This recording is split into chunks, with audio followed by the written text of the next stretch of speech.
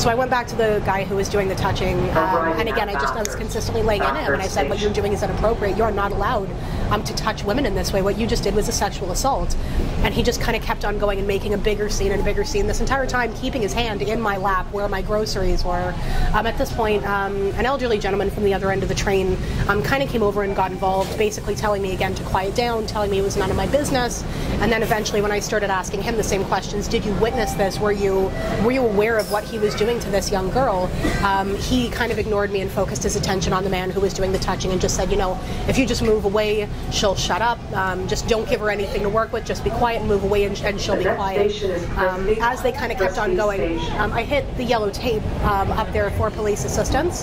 The alarm did go off. Unfortunately, from that point to the end of the trip, absolutely no TTC presence, no police presence. The car didn't stop for an extended period of time whatsoever. I went all the way down to my stop at Islington and I got off the train. I'd like to see this man brought to justice. I'd like to see him charged with the sexual assault. I would really like for this woman to step forward.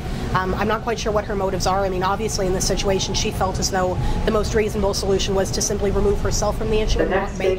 I've received hundreds of direct messages in the last couple of days from women and some males saying, you know, I've been a victim of this.